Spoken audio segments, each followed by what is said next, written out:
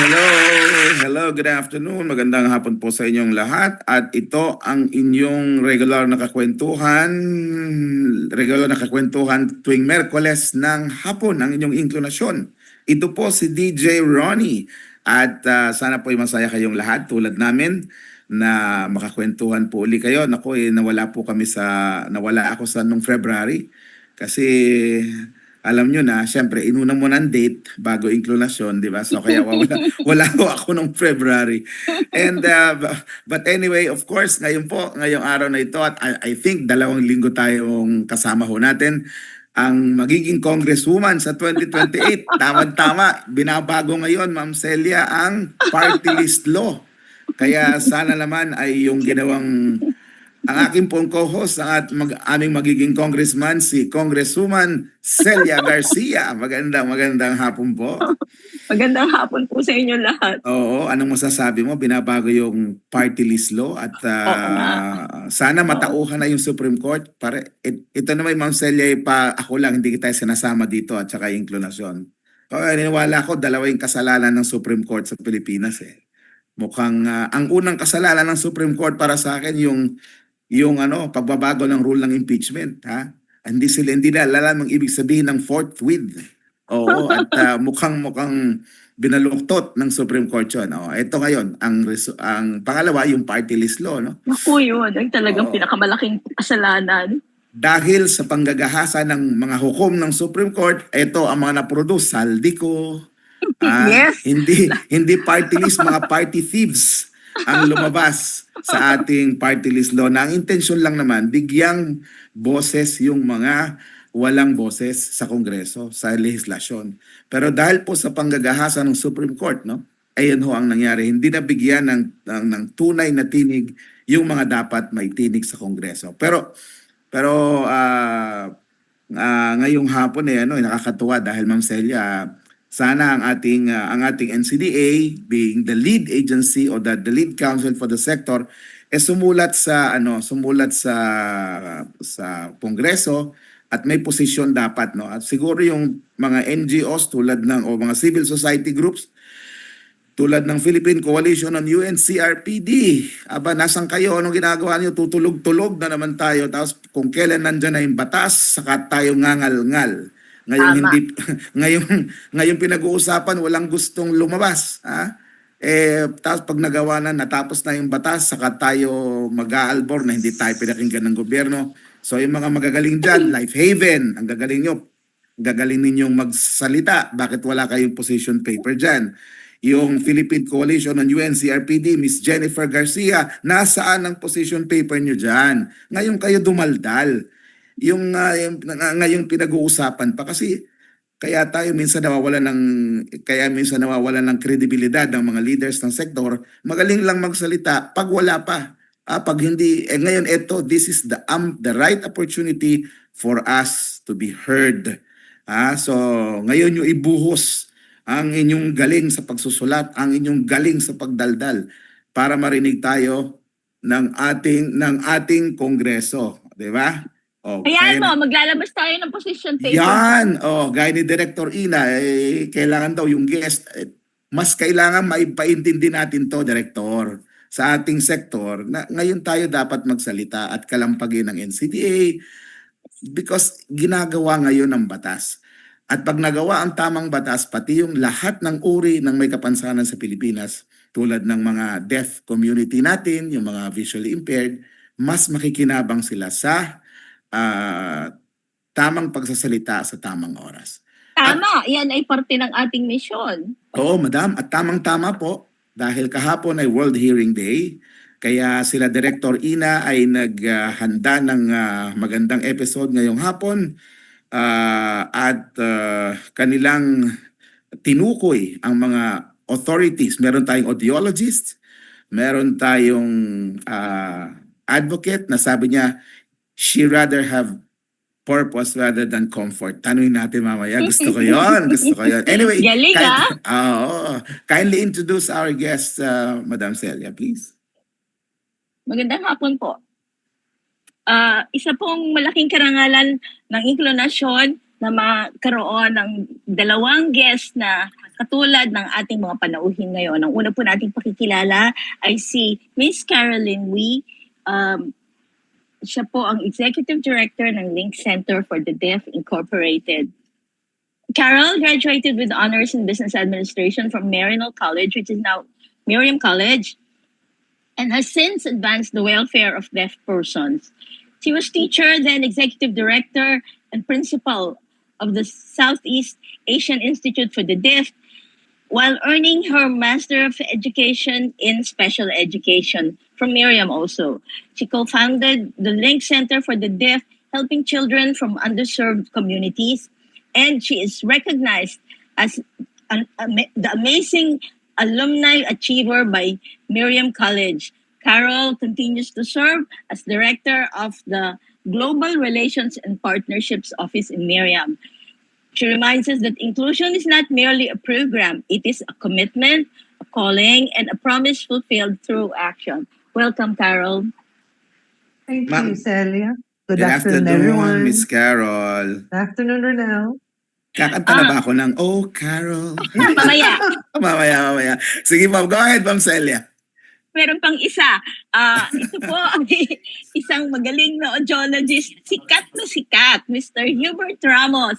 Faculty po siya ng Medicine and Surgery, Assistant Professor in the Master in Clinical Audiology Program of the University of Santo Tomas.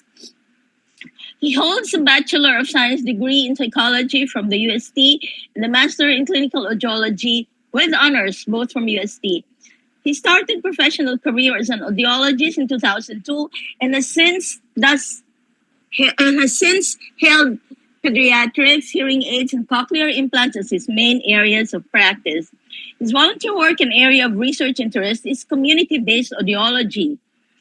And he worked for the World Health Organization Prevention of Deafness Program and with other government and non-government organizations in the Philippines. Hello, Mr. Hubert. Welcome. Celia, nice to see you again, and hi, nice to meet you po, DJ Rooney. Hi, Ma'am Carol. Opo, sana Sir Hubert magpangipangita tayo in person, di ba? Yes. Parang sa ganun ha? Oo, para anyway, We will have an encounter, oo. not just imagination. Opo. But kayong dalawa live na live ngayong hapon, di ba? So if I may start with Ma'am Carol, Ma'am, ano po yung Link Center for the Deaf for the benefit of our audience po? Okay. Ronel, ang Link Center for the Deaf Incorporated or mas kilala sa tawag na Link Center ay isang non-government organization, no? So, mag 25 years old na kami next year. So, mahabang-habang panahon na rin. I'm sure na nakasama ko si Celia, si Hubert dito sa advocacyang ito. So, it's an NGO. And its mission is really to promote awareness of people who are deaf in society and also to provide an integrated support services para sa kanila. So by that, ang tinitingnan natin, hindi lang para makatulong sa mga taong may kapansanan sa pandinig, kundi yung mga importanteng people around them, like their families, like the school, the teachers, and the community. Very good. And of course, sa statistics po ninyo, ma'am, gaano na po karami ang deaf community sa Pilipinas? Deaf community, deaf individuals. Deaf Sorry, individuals, yes. So, Sir Hubert, pwede po ba ninyo si Sir Hubert ang ba yun? stats natin? Opo. Sige nga, Sir Ayan. Hubert. So, meron po kaming ginawang pag-aaral. Katuwang po namin dito ang ating mga audiologist mula sa Macquarie University sa Australia. So, ang current po na pinangahawakan nating datos ay nagsasabi na nasa mga 8.8% po ng general population. So, kung ang Pilipinas po ay kasalukuyang may populasyon ng mga 114 million, siguro we're looking at around 10 million po. 10 million Filipinos who are 10 million deaf. Filipinos po. Not necessarily deaf by definition, but has hearing disability po. Hearing disability, okay. Yes po. Ituloy ko na yon, Miss Carol, with your permission, kay Sir Hubert. Sabi niyo may iba-ibang hearing problems, ganun po ba? Shall I call it that or Yes. yeah. Ano po 'yun? And can you please discuss kung masyado marami yung major ano lang po? Ano po ba yung mga hearing problems Maganda po na meron tayo? naitanong natin kasi nitong nakaraang pong taon, naglabas po ang Department of Health ng ating administrative order na siyang nagiging batayan sa pagdipina kung sino po ba ang ikokonsidera na merong hearing disability po. So ang Pilipinas, maganda po sa atin ay tinanggap na po natin yung pag-aaral na ginawa ng World Health Organization na nagsasabing ayon sa Global Burden of Disease, kahit na ang isang tao ay meron lamang tinatawag na mild na paghina ng pandinig, kung ito ay may sapat, okay, na limitasyon in terms of sa mga ginagawang pang-araw-araw activity at partisipasyon para sa isang tao, ito ay maaari nang ikonsidera na disability dito sa atin. Isang halimbawa natin dito, nitong mga nagdaang taon, ang pagkakaroon ng problema sa pandinig sa isang tenga lamang ay hindi itinuturing na kapansanan sa pandinig sa atin sa Pilipinas. Pero Opo. yung bagong administrative order po ngayon ng Department of Health, ito ay maaari ng ituring na kapansanan basta ito ay mayroong kaukulang activity limitation at participation limitation or challenges po para sa isang tao. So, dalawa po yung ating tinitingnan in terms of definition.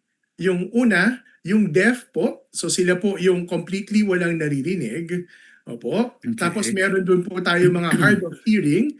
Sila po yung meron pang mga residual na pandinig. So ibig sabihin, kahit Yung pa yung residual meron pa natitira. meron sir. pa po natitirang pandinig. So, ang ginagawa po natin dito, may mga tao na nagbebenepisyo sa paggamit ng hearing aid.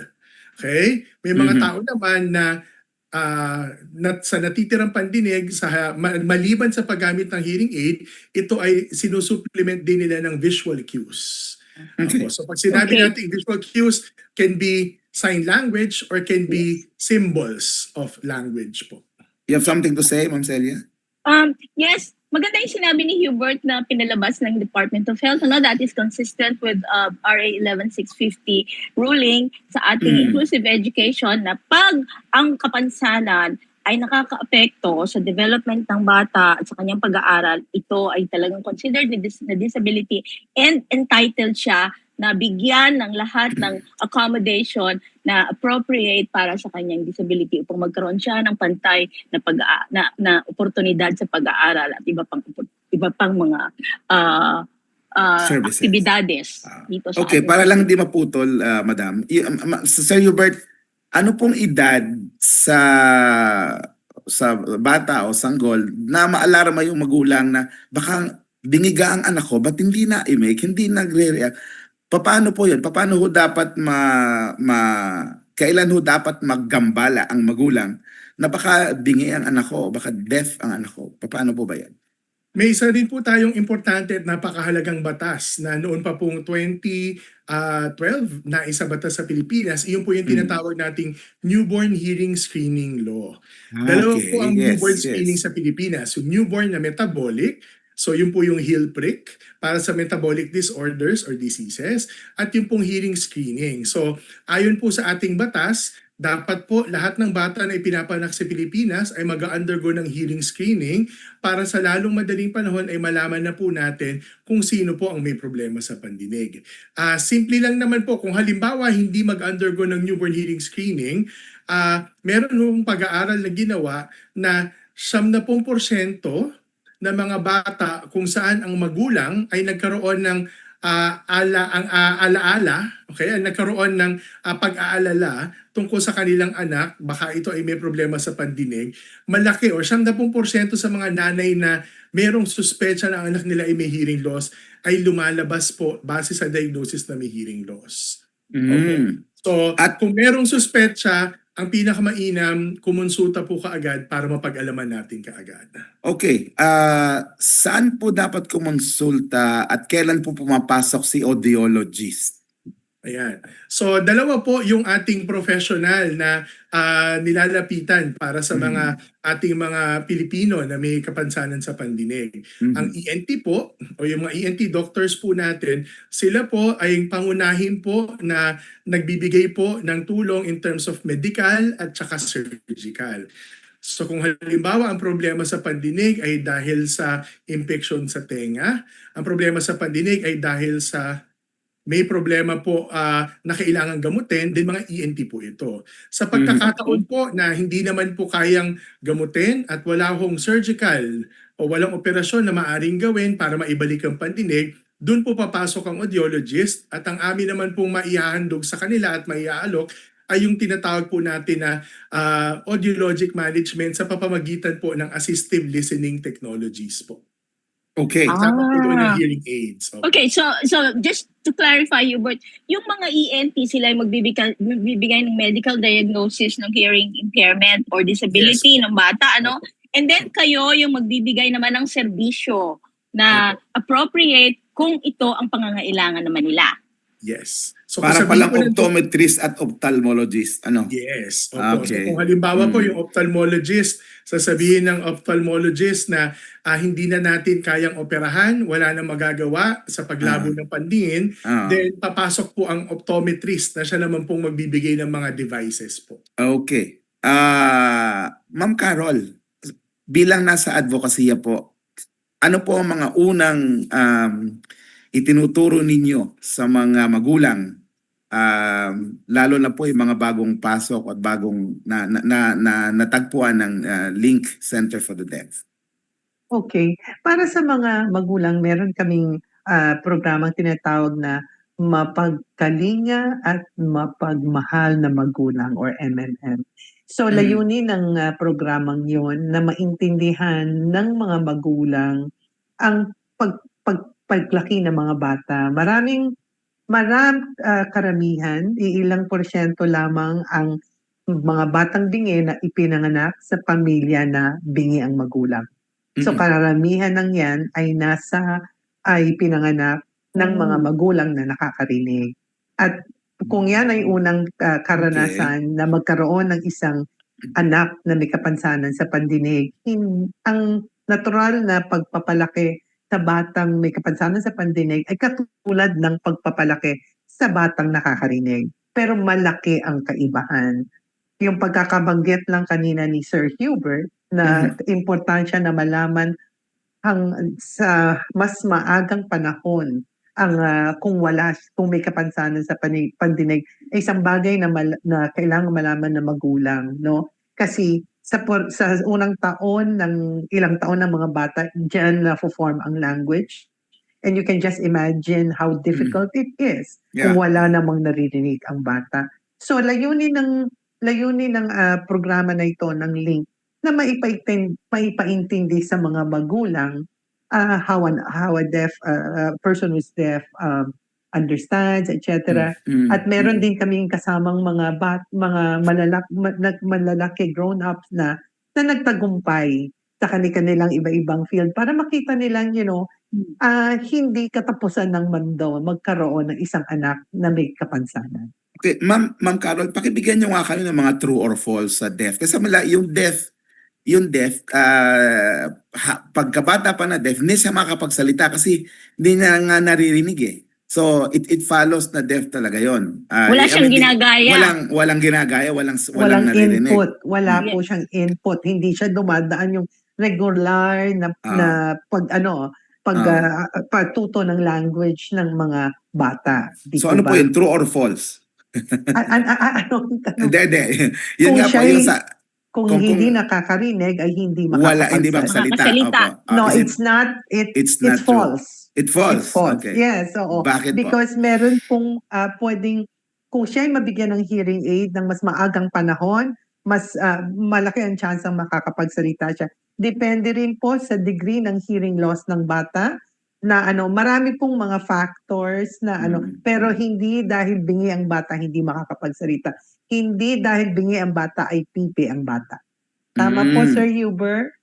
Yes po, I agree. Okay, Sir Hubert, gaano ka bata ho so far yung pinakabatang na test na ninyo at nabigyan nyo ng kailan ba dapat ireseta yung hearing aid o hindi? Okay, ganito po. Sabi nga po ni Ma'am Carol, Oh. yun hong rehabilitation para sa mga bata na ipinanganak na may problema sa pandinig, yun hong ay dapat ginagawa sa pinakamaaga at madaling panahon.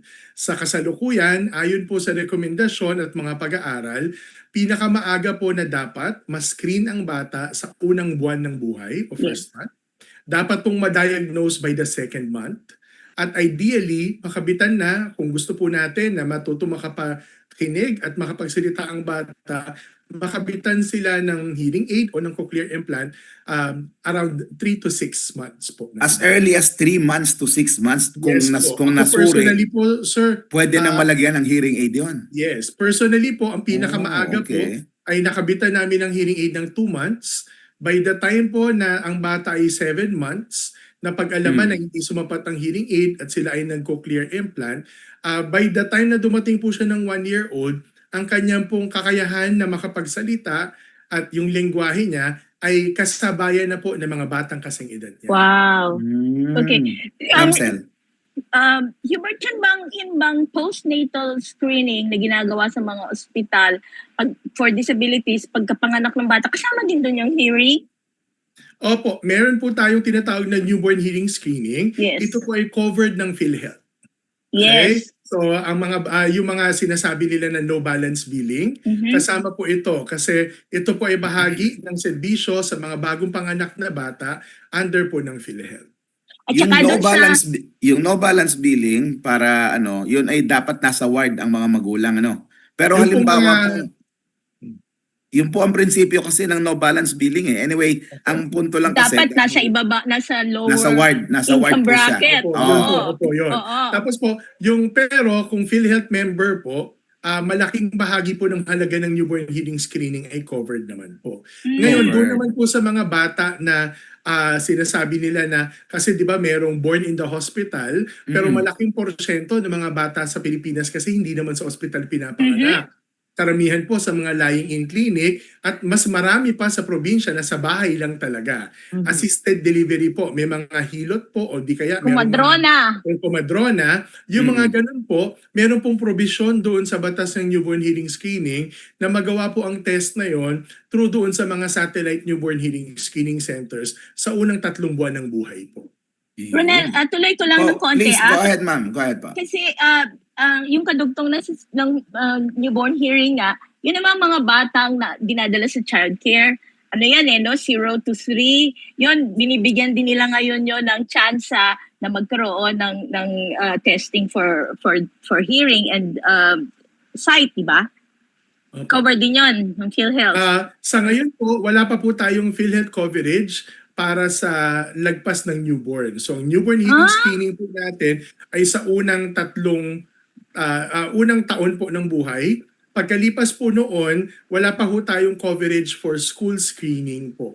Pero in the works na po ito. Inaaral na po. Tama yun. On the process na yan, Ma'am Sel, kaya ang sabi ko doon sa nag-a-advocate ng disability allowance, sa halip nang i-advocate ninyo yung 2,000 buwan-buwan, ito, enhancement of services such as this types of services, kumplituhin natin yung health package ng PhilHealth dahil ngayon hindi pa siya kumpleto.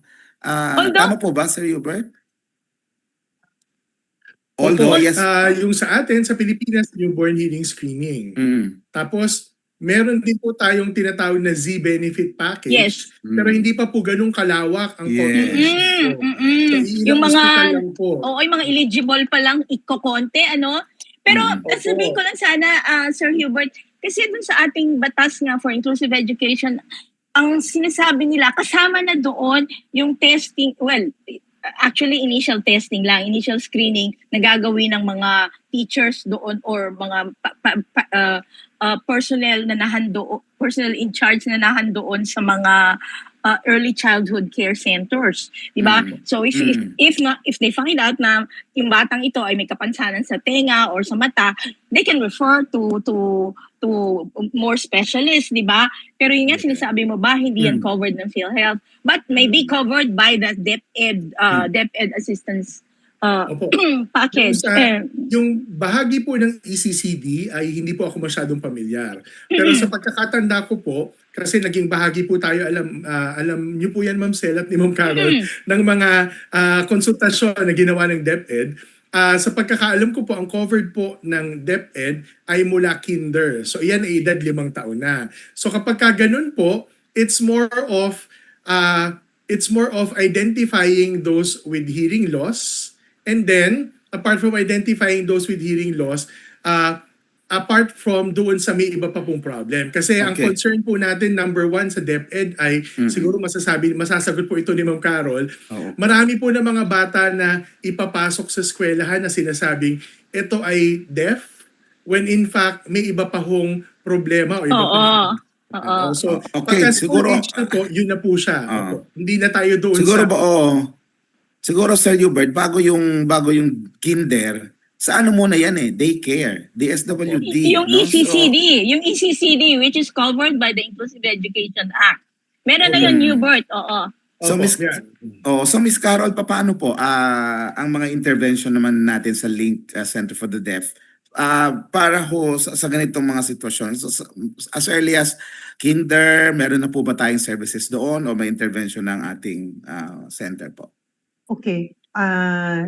Very clear that we are not an educational institution, no? It's NGO an po kayo, NGO, ma'am. right? Opo. So, ang pinaka-sentro na ginagawa namin ay pag-provide ng support services, no? Mm-mm. Hindi ho namin naaabot ang pinakabata, pero Opo. ang naiaabot namin ay once na sa elementary na ang mga bata hanggang after nilang gumraduate ng high school or college. So Yes. As in grade primarily, 1, Ma'am Carol. yes, primarily, we have a big training for teachers, learning sign Mm. language, Mm. teaching strategies, opo. Yun po ang ibinibigay natin sa mga guro, no? Mm. At meron din po tayong scholarship program dahil alam naman natin kahit sa public school, libre ang tuition, may mga pinagkakagastusan din ng mga bata, lalong-lalo na ang transportation. Marami sa kanila hindi makapagtapos Yes. dahil hindi sila makapunta mismo sa eskwelahan dahil wala silang transportation or sometimes some assistance also when it comes to school projects. Pero siguro ho, Ma'am Carol, di ba, yung meron ngayong item sa DepEd, ang tawag ay tulong-dunong. Baka ho yun ang pwedeng pagsimula ng pagkuna ng mga ganitong auxiliary services at kayo naman po ay nasa advokasya at ganon. Baka ho pwedeng maturuan si DepEd paano i-include yung mga learners with disabilities po para maka-avail sila dito sa tulong-dunong. Ito po ay outside, parang in additional assistance po ito doon sa mga nag-aaral po, Ma'am Carol. Kung may pangangailangan ng assistance at tulong para sa mga nag-aaral, ako personal ang nakikita ko at sa loob ng ilang taon ng link, ang talagang inabot namin ay mga guro. Yun. Guro ang inabot namin. We started training as early as 2002 when there had been not many SPED programs in the different public schools. And why? Because there are no teachers who are trained. Yes. So, yun po yung inabot ng link across the country. So, Luzon, Visayas, Mindanao, yun po ang binigyan namin ng training. And I think it really helped the school dahil meron na silang maaasahang mga guro na pwedeng humawak. At that time, it was not yet mainstream. Yes. They have the special ed classes. And now, ang pangangailangan ay ihanda naman ang general ed teachers because they are not SPED teachers. And when you include po itong mga batang may kapansanan Yes. sa gen ed classrooms, talagang kailangan din po ng training. So nandun po as an NGO ang naging malaki naming programa para matulungan ang mga bata. Kasi eventually, who will benefit will be the students when we train the teachers who will be able to come up with programs for them. Yeah, Madam, And correct me if services. I'm wrong. Opo. Diga ho, once you are classified as SPED teacher, you should have had some education sa masteral, parang ganyan. Di ba? Yes. Opo. Unit sa Opo. SPED, mga ganon, ano? Opo. And yet sinasabi po nyo ngayon na hindi there's a need to train still itong mga teachers classified as SPED teachers. No, well, that's one. Meron, it's a continuous learning, Ronel, no? Yes po, yes So, po, yes, yan. yes po. Pero ang nakikita ko ngayon dahil because of the Inclusive Ed Act, gaano kahanda ang general education Education teachers Mm. sa pag-handle or pagturo sa mga batang may kapansanan. Ako ang tinitingnan ko pa lang ay yung kapansanan sa pandinig at maraming klase ng kapansanan. So I Opo. don't know how trained our general ed teachers, but I can say there is really a need for training with them. Yun yung isa sa pinakamalaking problema ngayon ng sistema sa edukasyon. Ngayon pong general ed teachers ay hindi ready. Tawag nilang teachers. Pag pinasok yung mga bata na may kapansanan, hindi nila alam kung paano nila i-handle. And I would like to ask, Carol, ito bang programa ninyo na teachers training? Do you work with DepEd here? Okay, there was a period that we worked with DepEd, but pagdaan ng mga panahon, nagkaroon na kami ang link ng talagang mga grupo ng mga teachers na nag-iimbita din ng ibang mga guro sa kanilang mga eskwelahan. Pero there was a period and we can work with DepEd, no? So I would say there are trainings that we have given, some in partnership with DepEd, and there were years na hindi. Pero hindi nawawala ang training ng link. Every year nangyayari. And since pandemic, we call it the Teacher Enhancement Program. Now it's known as the Online Teacher Enhancement Program. Kaya mas malaki ang abot namin. Libre ba yan, Carol? Libre. Ayun! Yes, of course. Yes. Kailangan natin i-promote yan. Yes. Ma'am, tama, maganda yung libre, pero ang isang parang gusto ko pa rin i-clarify po, ano. Kami nasa probinsya, nasa Batangas halimbawa kami. Nasa Batangas kami, nasa Region 4A. Ang problema ko po at hindi ako komportable, paano ko, una-una hindi ko kita.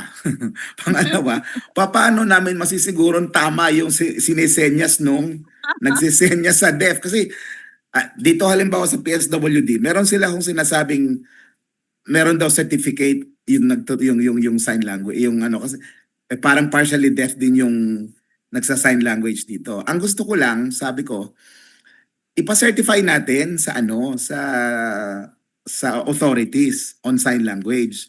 Do you give or parang do you certify ho, Ma'am Carol, na kasi there are many who claim that they know how to do sign language.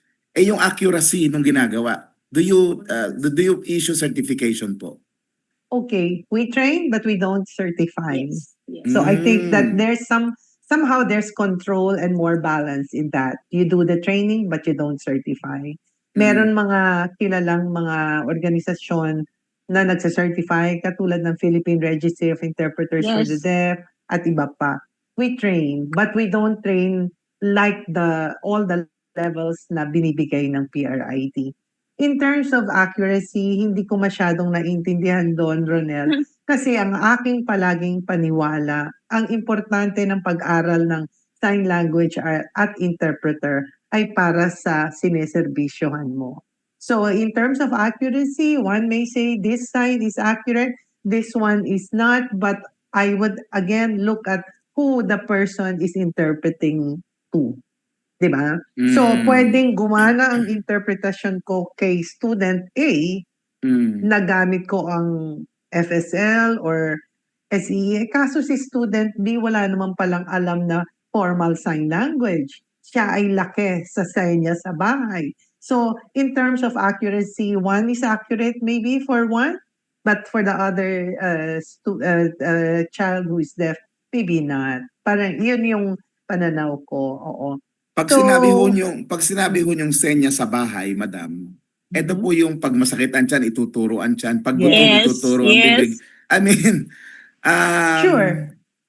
Pero paano ho siya? Pag lumabas na halimbawa sa community, hindi naman siya nasa bahay, how would he understand the community and vice versa Okay. po? So kapag when ganun? the child goes to school, importanteng makita yan. Again, that's a challenge. Now Opo. with everyone going sa sa regular sa general classroom, Mm. hindi ko alam how it's being done in public schools.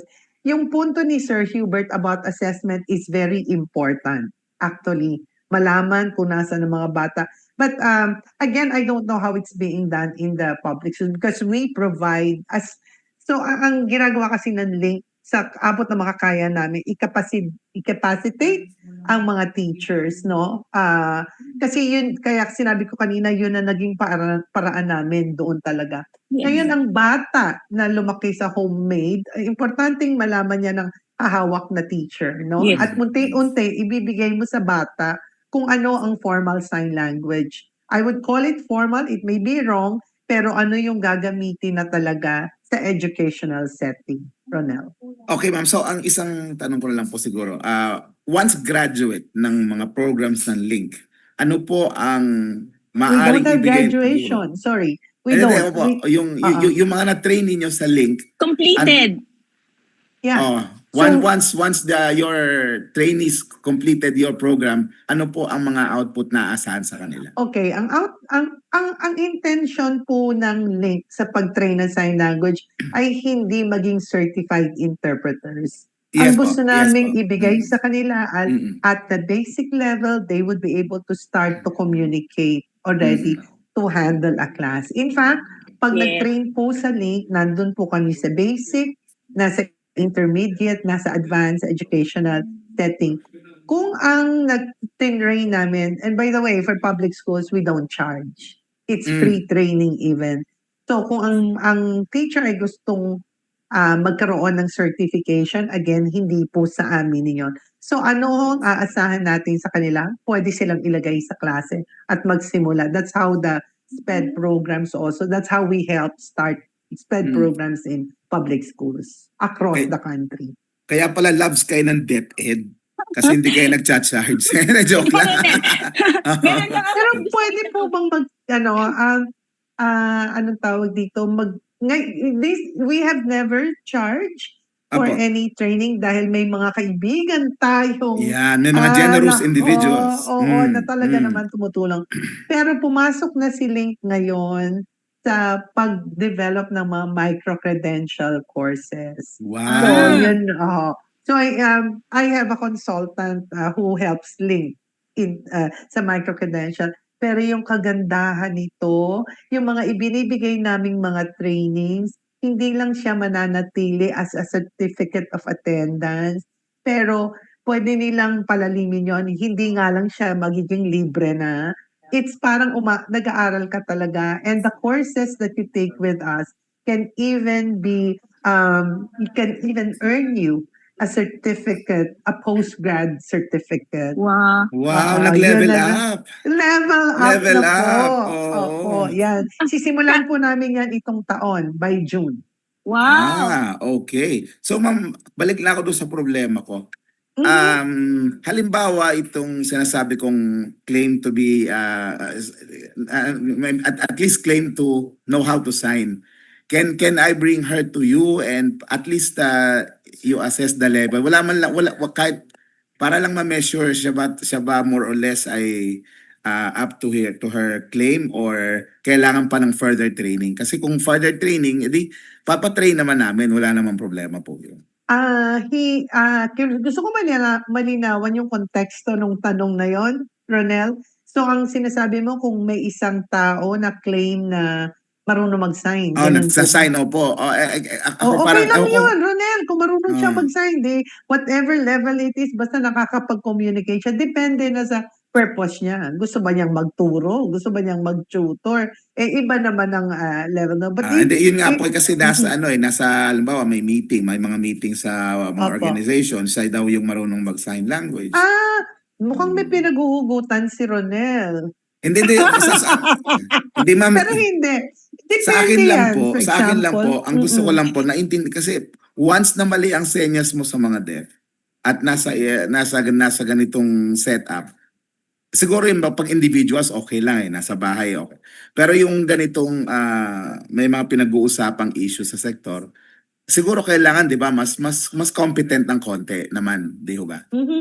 Then get certified interpreters. Sa Yes. PRID po yun. I don't know. Maaaring merong ibang organization na Kasi ma'am, ang isa nagsicertify. pang malungkot, ma'am, Sir Hubert, ma'am Carol, yung Mhm. TESDA na supposedly has the mandate to certify, hanggang ngayon po hindi pa nila iniintindi. Kaya nagkakagulo po sa kung ano man ang mga That's another issues. thing. Yeah. O nagkakagulo because ang TESDA hindi nagfo-front kahit na sila yung mandato, may mandato sa batas na magbigay ng skills training at mag-certify ng tuloy pati yung standard sa bayad ng sign language interpreters, iba-iba rin. That's true. Ganon. That's true. Oo. Mm. Katulad ng Ronel. ating interpreter ngayon, ang galing niya. Tinitignan ko Ayo, siya. ito si Aisel. nakukuha. Yung aming in-house. In-house ho yan. niya. Yan po ay dito na tumandang dalaga sa inklinasyon. Yes, Ma'am Celia. Walang sana sagutin yung tanong mo, paano malalaman ng isang bulag kung ano yung sinisenyas ng isang bingi kung gumagamit siya ng sign language? Siguro yan ay problema ng aking anak na deafblind kasi hindi niya nakikita. Pero ang pinakamagandang magagawa mo bilang bulag, hawakan mo yung kamay na nagsisenyas at malalaman mo kung ano yung sinasabi niya. Patay Yun nga tayo lang, dyan. kung nandito ka na kung online, hindi mo medyo may kahirapan yan, hindi mo mahahawakan unless meron ka ditong display na lalabas sa braille kung ano yung sinisenyas niya. Ma'am Carol, pagbalik ko sa inyo po, pwede ho bang yung mga training na yan, paano ho yung bababa dito sa probinsya? Pwede bang gawin yung pilot, yung Batangas? But before you answer that, Sir Hubert, kahapon ay World Hearing Day po. Ano ho? Ano po ang mga naging gawain o gagawin pa because of the celebration? Ano ho ang gustong ma-achieve nitong from communities to school, sabi ninyo? Go ahead, sir. Opo, akmang-akma po yung tema natin ng World Hearing Day ngayong 2026. Ito po ay nakatuon sa paghanap ng mga bata o ng posibleng mga kabataan na may problema sa pandinig. So, kami po, bahagi po ng isang malaking grupo pa po ng iba-ibang mga hospitals na may mga ENT programs ay nag-conduct po ng iba-ibang programa na nag-screen po sa mga eskwelahan. On our part, meron din po kami nakaschedule, may natapos na at may mga nakaschedule pa po na mga pilot schools po na ating ini-screen po. Pero ang mas dahil po ako ay nasa academe at the same time consultant din po sa non-government organization, ang aming po pinagtutuunan ay yung paghanap po ng iba't ibang pamamaraan ng pag-screen na akma para sa sitwasyon natin dito sa Pilipinas. Kasi karamihan ng mga rekomendasyon ibinababa sa teacher. Kaya lang, ayan, alam na ng mga karamihan, alam din ni Ma'am Carol yan. Oo, napakadami na pong trabaho ng mga teacher. So, sumusubok po kami ng iba-ibang mga pamamaraan na para ito ay mas madaling matanggap at culturally sensitive kumbaga, pero scientifically sound pa rin po para ang screening culturally naman sensitive and Sir Hubert, culturally sensitive and scientific. Ano po yung barrier sa culture? Ano po yung barrier ng culture? Yung barrier po natin when it comes to culturally sensitive po, specific lang naman po ito sa mga iba't ibang mga professionals po na nagtatrabaho sa iba't ibang mga lugar po. So let's say for example, naging kultura na po na ibaba ang mga programa, halimbawa yung sa ECCD, yung sa checklist. Mahaba-haba po ang checklist, di po ba? Parang mga 100 plus questions. Tapos ang isang teacher ay may 4 na pong estudyante. So yung mga ganun po na tinitingnan po natin kung paano natin mapapagaan ito, taking into consideration ano yung current manpower at paano po natin ito ma-integrate na hindi naman po masyadong maapektuhan yung current work po nila. Para encourage nila na isa to pa dito. Kasi minsan ibinababa po yung mga order nang hindi nila magawa kasi sobrang dami na po talaga ng ginagawa nila. Okay. Yes, Ma'am Celia, you're saying, ma'am. Hindi. Yung itatanong ko lang sana kay Carol, meron ba kayong ginagawang program or is Link ever connected with yung transition programs dun sa mga eskwela? Kasi meron silang I understand one of the preparations that they do is for kids who want to go to tertiary education. Pero I'm not sure if you have anything to do with yung preparing these kids. Okay. No, not directly with Department of Education, but I'm also connected with Miriam College as you have introduced Oo. me earlier. So here in Miriam, kasi ang relasyon ng sa Miriam, they have we really have a program for students who are deaf. Very, very well established ang support services, and Link provides the support services. So there is really an Ah. office. Not So you because I'm provide, coming from Carol, you provide accommodations to the deaf students in certainly, Miriam? yes. Okay. All classes of students who are deaf from are provided with sign language. Ano ba yung co-ed ba yung ano, ma'am? Co-ed ba yung ninyo? Co-ed, undergrad. Co-ed na ngayon Not ang Miriam. co-ed, no. It's Kaya not nga co-ed. eh. It's not. Malay natin. Oo Baka. nga. Oo. Okay. Hindi pa ba? Akala ko co-ed na. We Hindi pa raw. have, it's co-ed in Bawal the pa grad, tayo doon. Bawal grad pa kami. program. Pero co-ed sa grad program. Sa Yun, grad. grad Sa program. grad But program. undergrad, no. And basic ed, no. Okay, Sir Hubert, bago kasi it's 15 minutes na lang to 4 o'clock. Pag-usapan naman natin, isa sa hadlang po sa pagkuha ng hearing aid ng mga qualified recipients, sabi mahal daw yung hearing aid, sir. Paano ho ba yun? Ba't nagiging mahal? O ba't ho ba nagmamahal? Kasi yung sabi dito, depende raw sa molde, depende sa whatever. Pero ano ba talaga po ang dahilan? At meron bang paraan po? Kasi sa March 13, dito po sa Batangas, meron kaming forum doon sa funders at saka service providers. So magiging bisita ho namin dito yung PCSO, PhilHealth, yung Region 4A ng DSWD, nakakakuha rin ng assistance. Ang nagiging problema ho kasi, hindi sila magkakaugnay. Kaya may kaso po kami na binigyan ng hearing aid, ang kaso ang binigay ay cash. Si magulang, hindi naman binili ng hearing aid.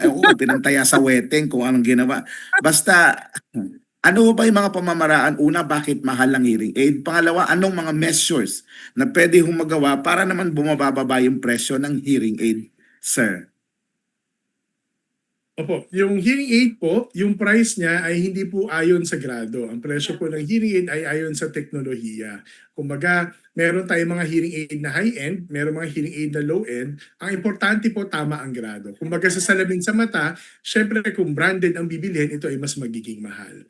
Pangalawa po, para malaman po natin at makasiguro po tayo na yung hearing aid po na gagamitin natin ay quote-unquote hearing aid po talaga, siguraduhin lang po na ito ay pumapasa po doon sa kwalifikasyon ayon sa patakaran po ng ating FDA po ng Pilipinas. So ito po ay regulated device. Ngayon sa cost, siguro ang maituturo ko pong dahilan dito ay wala tayong locally produced hearing aid. Hanggang ngayon po?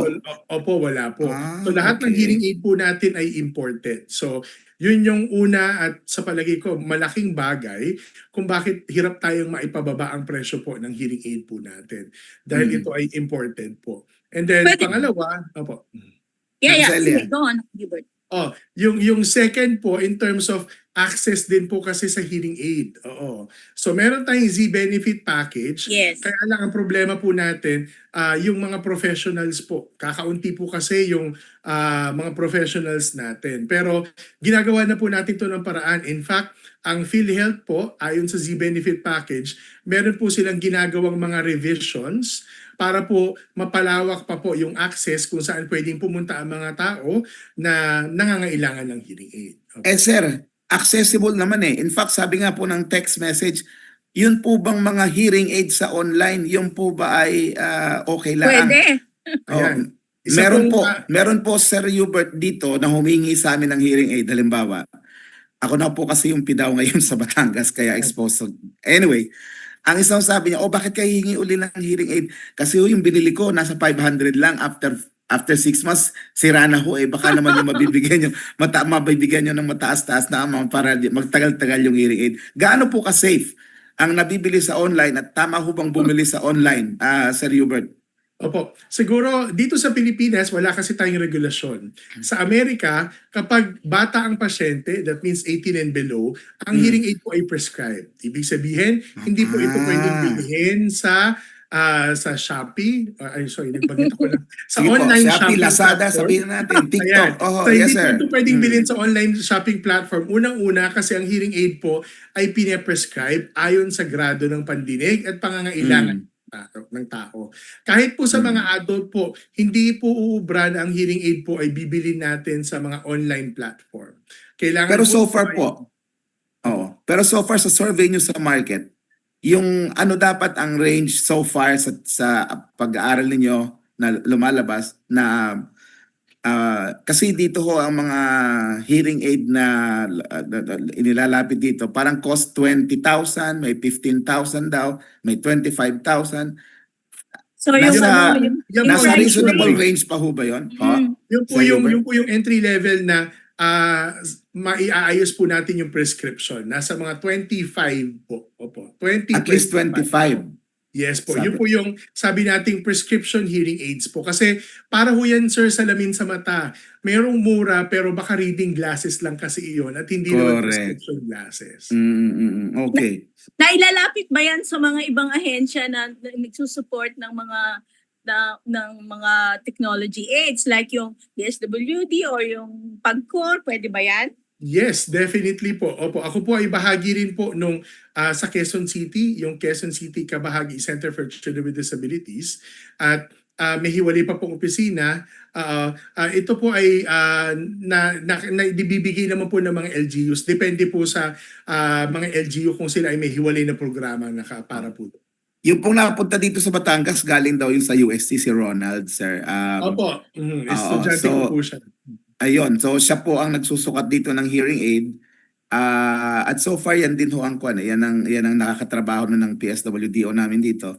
At baka ituloy ko din sa PIDAW. Kaya nga po yung layunin ng aming forum, Ma'am Carol at saka Sir Hubert sa March 13 ay para nga po mapag-aralan pa yung pamamaraan paano maging mas coordinated para yung humingi na sa PCSO hindi nahihingi sa ganun ba? Nagiging hanap buhay kung minsan at hindi naman Yes. nabibili ng hearing aid, no? Anyway, Ika, Ma'am Ronel, Yes, Ronel, bago please, go ahead natin po. iwanan si Hubert, tatanungin ko Oh. lang, pwede bang ipaliwanag mo naman, Hubert, yung mga cochlear implants at sino ang mga dapat magkaroon nito? Oo nga, tsaka bakit ho parang hindi tanggap ng ibang mga advocates yung Yes. cochlear implant na yan po? Ano ba yung cochlear implant po? Opo, ang cochlear implant po, kung halimbawa, ang hearing aid po kasi, base sa pangalan niya, tulong pandinig po ito.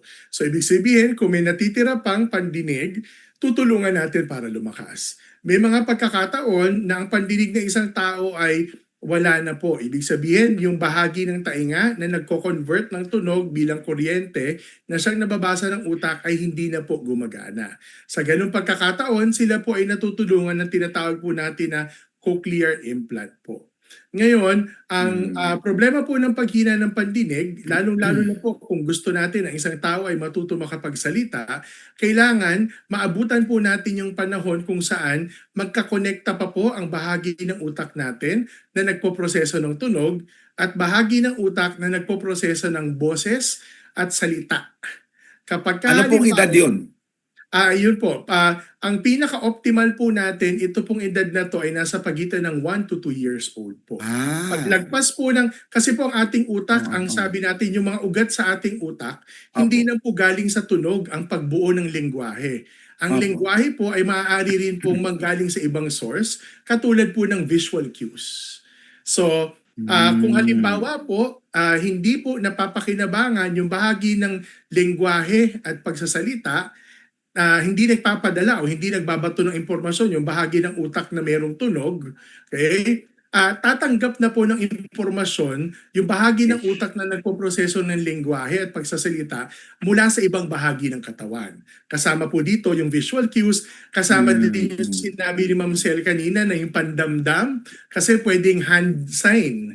Oo, Touch. kung halimbawa deaf, blind, opo, yung touch po natin. So, iyon po ay bahagi. Kaya yung sinasabi ko nga po kanina, yung sinabi rin ni Ma'am Carol, Pag sinabi nating total communication, kung hindi nagbabato ng signal ang pandinig, tatanggap ang utak natin ng iba pa hong senyales para siya ay magkaroon ng speech at language. So yun po ay preferably between 1 to 2 years old.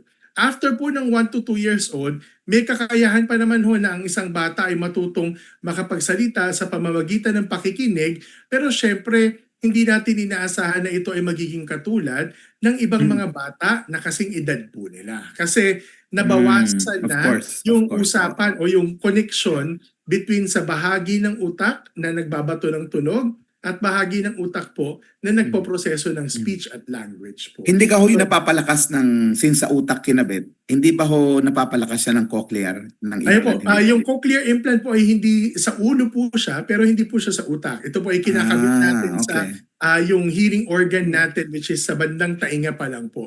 Ito ay nagbabato ng kuryente na siyang dumadaloy sa ugat papunta po sa utak po natin. Ngayon, yung nabanggit niyo po na mayroong mga tanong na merong iba na parang ayaw oo, sa paggamit ng cochlear implant, then ito po, sabi nga natin, ang hinahabol natin dito ay yung panahon na makapag-connecta pa yung tunog at yung pag-develop ng speech and language. Alam po ni Ma'am Carol ito, meron kami mga pasyente na nag-cochlear implant, later on, they were given the choice. Oo, kung mas gusto po nilang mag-sign, okay lang din naman po. Kung halimbawa, mas gusto nilang mag-sign at the same time, nakikinig sa pamamagitan ng cochlear implant, okay lang din naman. Pwedeng both, no? Yes, we have a number of kids po na gano'n. Mga graduates po ni na Ma'am Carol na ayan, kanina lang nakita ko ay kahapon pala yung isang graduate ni na Ma'am Carol na into baking siya. Sabi niya kailangan niya both kasi kung merong nagsasalita sa kanya, gagamitin niya yung hearing niya. Pag may nagsasign sa kanya, gagamitin niya yung sign language skills. Pero Hubert, may question lang ako. Irreversible ba yung cochlear implant? Like, kung meron ka na noon, kunyari ayaw mo na, gusto mo bang tanggalin yun and mababalik ba yung dating capacity nung tenga mo o wala na yon? Bago po lagyan ng cochlear implant ang isang tao, sinigurado na po natin na wala na po talaga itong kapasidad kaya naging option po ito. So karaniwan, kung halimbawa hindi na po gagamitin ang cochlear implant, dahil to begin with, hindi naman po ito inilalagay kung meron pang residual, then wala naman po itong negatibong epekto kung ayaw nang gamitin. So hindi na po kailangan tanggalin. Pero Ayun. kung yung mga adults na gusto nilang magkaroon ng cochlear implant, ano naman ang chance nila na magiging useful pa ito sa kanila? Dalawa po ma'am ang adult. Kung ang adult po ay marunong magsalita, Yes. bago po sila nagkaroon ng problema sa pandinig, malaki po ang tsansa na sila ay mag-benefit sa cochlear implant. Pero kung ang adult po ay ipinanganak na hindi nakakarinig, then limitado na po ang benepisyo nila sa cochlear implant. So very Okay. minimal na yung kanilang makukuhang Very rito. minimal. Benefits Opo. sa And magkano? cochlear. Sabihin mo nga kung magkano sa malaman nila. Sa ngayon po, para sa isang tenga, yung technology po alone is nasa mga 1 million. Isang tenga lang yun. Bingi. Dalawa, Hindi ko marinig yun. milyon. Nakakabingi. Nakakabingi. Dalawa times 2 po. Opo. Nakakabingi yun. Anyway, Ma'am Carol, yung pong balikan lang po natin yung question kanina kung ano po yung mga reflections po, mga naging o siguro idugtong na rin natin ano ho ba yung dalawang difficult challenge na dinaanan ninyo at ano naman po yung dalawang rewarding moments na para po, I think that's a fitting question para idugtong natin yung itong pinag-uusapan natin ng World Hearing Day. Yes. Maganda yung tanong, Ronel. I'll start with the rewarding moments. Yeah, Sa opo. akin, kasi right now, marahabang panahon na ang ginugol ng link for inclusive enrollment, no? Ngayon, nasa inclusive employment kami, no? Ang sa akin, oo. At nakakatuwa talaga. Kahapon lang, meron akong natanggap na message. May dinala kaming grupo ng DEF.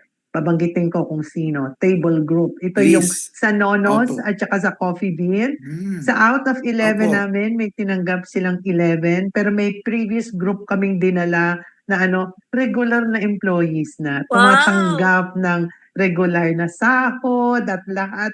yun ang very fresh sa akin na sasabihin ko ngayon na rewarding moment. Alam mo yon, yung makatulong ka, na matulungan nila ang sarili nila, kumikita sila ng maayos sa trabaho.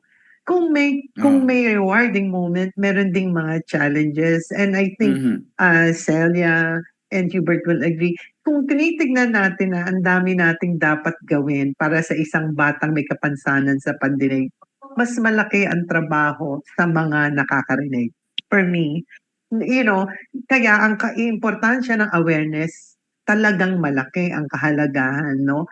Katulad itong mga kumpanya na to, na probably before hindi sila open to accepting if they do not know what these people who are deaf can do, hindi sila naging open sa pagbibigay ng oportunidad. Ganun din ang experience sa eskwelahan. Kaya importante na hanggang ngayon to raise awareness about what people who cannot hear or other disabilities can do. Kailangan mabago yung pananaw na yon na hindi porke may kapansanan ka, dyan ka na lang. Meron at merong magagawa sila at yung kailangan lang ay yung openness natin sa pagtanggap sa kanila. Salamat. Maraming salamat po. Sir Hubert, your take dito sa World Hearing Day. Ano ang ikaw exposed sa academe, no? Gaano kahanda yung mga academic institutions na tumanggap ng learners who are deaf? And ano yung advice mo sa mga parents para ituloy yung kanilang pagsusumikap na magkaroon ng magandang kinabukasan yung mga deaf? Persons who are deaf. Go ahead, Sa sir. akin po, two fronts. Una, sa ating pong mga bata at sa ating pong mga Pilipino na may kapansanan sa pandinig, number one po, at palagi ko pong sinasabi sa kanila, they need to help us advocate for themselves. Sila po mismo ay dapat maging advocate, sila ang mag-demand, sila ang magsabi na ito ang accommodation, ito ang limitasyon, meron akong activity limitation, may participation challenges ako, then sana matulungan niyo ako for those accommodation po. Okay? And then on the other front naman po, kailangan responsive din po, sabi nga ni Ma'am Carol kanina, yung receiving end. Yung mga eskwelahan at yung mga serbisyo at yung mga tao, kailangan responsive tayo doon sa advocacy po. Sa palagay ko po, tapos na po yung panahon na mahiyain po tayo na naku, may problema ako sa pandinig, hindi na lang. Okay. Oo, baka makagulo lang ako sa kanila. Hindi po tama yung ganong attitude, lalong-lalo na sa mga magulang. Tayo dapat ang maging advocate kasi kung hindi naririnig ang boses natin, hindi nila nalalaman na may problema pala, wala po tayong aksyon na ginagawa or magagawa. Katulad nga po ng sinabi ng World Health Organization, ang pinakamagandang solusyon pa rin ay maaga nating malaman na may problema. Okay? Pagka maaga nating nalaman, hindi po sapat na nalaman lang natin na maaga ang problema. Lahat po ng solusyon na pwede nating maibigay sa mga bata ay dapat gawin. Bilang audiologist, kung sabihin ng magulang na gusto po ng anak nila or gusto nila bilang magulang na ang anak nila ay matutong makapagsalita, dapat po gawin ang lahat para ang bata ay mabigyan ng kakayahang makarinig. Kung sa palagay naman po ng magulang, limitado po ang kanilang kapasidad at gusto po nila na ang bata may mag-engage into sign language o use symbols of language, then kailangan umpisahan din ito ng maaga. Wag nating intayin yung 6 years old saka pa lang ipapasok sa sign language. Okay. So, lahat naman po ito ay available. Sabi ko nga, let us all be advocates for persons with hearing disability. And for persons with hearing disability themselves, they need to advocate for themselves. And Alright. those two combined together, it will be a strong force para move forward po natin ang ating laban para sa inclusion. Sir Hubert, Ma'am Carol, sabi ito, bitin DJ Ronnie, 4:02. Oo nga, saan daw po ang inyong website para mas makapagtanong pa sila ng specific sa kanilang anak? Please, Sir Hubert, saan po kayo pwedeng ma-communicate? You have website, your group. Please tell the audience po. Sa akin po, ako po ay bahagi ng una sa Better Hearing Philippines po. Ito po ay non-government organization. Okay? Pangalawa po, ako po rin po ay bahagi ng faculty po sa Master in Clinical Audiology program ng UST. Ito pong pareho ay meron din pong Facebook page. Para naman po eksklusibo sa mga taga Quezon City, sa Quezon City Kabahagi Center for Children with Disabilities, sila po or kami po ay meron din pong programa at serbisyo para doon sa mga may pangangailangan sa problema sa pagdinig. Lahat po ito ay available Very at good. maaari po natin mahanap sa Facebook po. Maraming salamat po. How about you, Ma'am Carol? Please Thank share your you, Sir contact Nel. details. Sa Opo, mga- please. Sa mga gusto pong makaalam pa na kung ano ang ginagawa ng link at ano ang maaaring gawin magawa ng link para sa inyo, bumisita lang po sa www.linkcenterforthedeaf.org. Nandiyan na po lahat ng impormasyon na gusto nyong malaman po. Linkcenterforthedeaf.org. .org. Po. Yan po. Oo. Yan. Sana Ma'am Carol, meron kayong meron kayong rural At- parang rural outreach para ma-invite namin kayo dito. Meron po. Meron. Batangas. Suki Mm. namin ng Batangas. Very po. good. Ay, Oo. opo.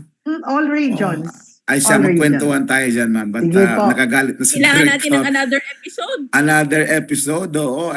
But parang ang swerte natin, Ma'am Celia, because ang gagaling ng ating mga guro. Napakasasarap magsalita, Tagalog, diretso. Very nice, very educational. Ako, I enjoy this episode. And punta muna tayo sa mga sponsors. Huwag po kayo aalis, mga dalawang panauhin namin. Meron lang po kaming word from our sponsors.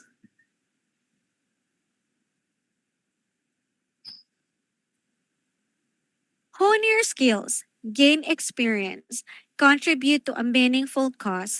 Incarnation is accepting interns and OJTs for our Facebook Live program dedicated to promoting the rights of persons with disability. Apply now and let's make a positive impact together. Send your application to incarnation@gmail.com. It's incarnation@gmail.com. INKLUNASYON@gmail.com and address it to Incarnation Core Group through our technical assistant, Joanna Marie David. May mga disability-related topics or issues pa ba kayo na gustong pag-usapan? Ano pang hinihintay ninyo? Makipag-ugnayan na sa Incarnation. Dahil sa Incarnation, laging may inklusyon. Ipadala ang inyong reaksyon, komento, rekomendasyon, or suggestion sa aming email address incarnation@gmail.com incarnation@gmail.com INKLUNASYON@gmail.com and address it to our Incarnation Core Group through our Technical Director, Ina Figueroa.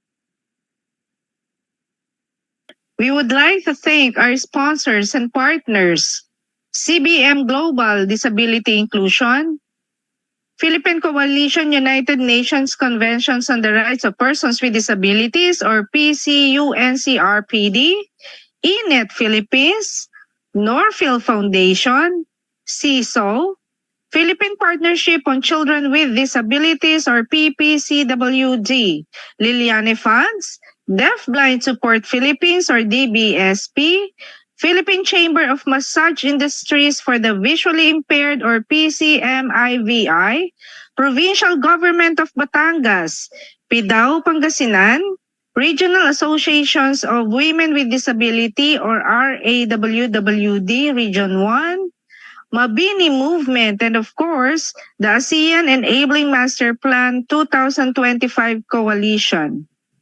Thank you. Okay. So, Ma'am Celia, alam kong malapit din sa iyo itong issue ng mga deaf, no? For obvious reasons. So, ano yung thoughts mo na meron palang World Hearing Day, no? Na pinagdiriwang tayo. As a parent, ano ang iyong Okay, maraming thoughts salamat, dito? Jonel. Go ahead. Thank you. Pinasasalamatan ho namin yung aming mga guests ngayon na napakatagal na po namin kasama dito sa advokasiyang ito para sa pagtataguyod ng health ng sense ng mga batang may kapansanan sa senses o yung lalong-lalo na po ngayon ay pinagdiriwang natin ang World Hearing Day, kung saan po nila binigyang diin ang importansya ng koordinasyon ng assistance o tulong na manggagaling sa civic organizations, private groups, at ng mga ahensya ng gobyerno na maaaring magbigay sa atin ng mga karampatang tulong sa ating mga anak. Ngunit gusto ko rin po sanang bigyan ng pansin. Sabi nga ni Ronel, ano ba ang kahalagahan nito para sa ating mga may mga anak na may kapansanan o mga pamilya. Ang pamilya po ang kauna-unahang unit na pagkukunan ng suporta ng mga batang may kapansanan. Sila po ang magbibigay ng hindi lamang ng emotional and social support para po magkaroon ng tunay na holistic development ang mga bata. Kung hindi sila rin po ang pagkukunan ng moralidad at ng tamang paraan ng pamumuhay upang magkaroon ng may dignidad at makabuluhan o produktibong buhay dito sa ating para sa lahat ng ating mga batang may kapansanan, hindi lamang sa pandinig kundi para po sa lahat. Maraming salamat po at asahan po namin na magkakaroon tayo muli ng sunod na mga kabanata para dito sa ating ganitong episode. Salamat po. Maraming salamat, Ma'am Celia. Dalawang bagay lang po. Una, gusto ko lang sabihin sa inyo na hindi tamang gamitin ang example ng mga kapatid nating deaf referring to the politicians who are pretending to be deaf. Hindi rin tamang i-associate po doon ng mga kapatid naming deaf sapagkat kahit po sila walang pandinig physically, mayroon silang damdamin at mas hindi sila manhid at hindi sila nagnanakaw. Kaya wag ho ninyong i-associate ang mga deaf na kapatid namin sa mga politikong magnanakaw sa Pilipinas. Hindi ho tama yun. No? Napakasakit po sa mga deaf, sa community ng deaf persons sa Pilipinas, ganon din po sa kanilang mga magulang. Pangalawa, sana ang sektor natin, particularly yung mga grupo na nag-a-advocate daw sa kapakanan ng karapatan ng mga may kapansanan, huwag nyo namang kalimutan ang deaf community. Parang deliberately sinasadya, walang deaf, hindi ini-invite kasi daw walang pambayad sa sign language interpretation. Yan ho ay dapat kalimutan. At tayong mga leaders ng sektor, hindi ho dapat natin kinakalimutan ang learner, yung mga persons with intellectual disabilities, at saka ito pong ating deaf community. Dito ho sa Batangas, challenge din sa amin yan. Kaya sabay-sabay nating harapin itong ganitong hamon na dapat tunay na walang maiiwan sa ating sektor. At hindi dapat mismong mga leader natin, NAPSI, di ba? At least sa NCDA, meron na silang residence interpreter. Pero dapat po ay magsimula sa sektor ang ehemplo na huwag tayong papayag na walang miyembro ng deaf community na kasali sa ating mga o naiiwan sa ating mga pagpupulong. Sa ngalan po ni Ma'am Celia at sa ngalan po ng buong pangkat ng inklusyon, ito po si DJ Ronnie nagsasabing don't forget to smile, don't forget to count your blessings at tuwi na hangad natin inklusyon, now na!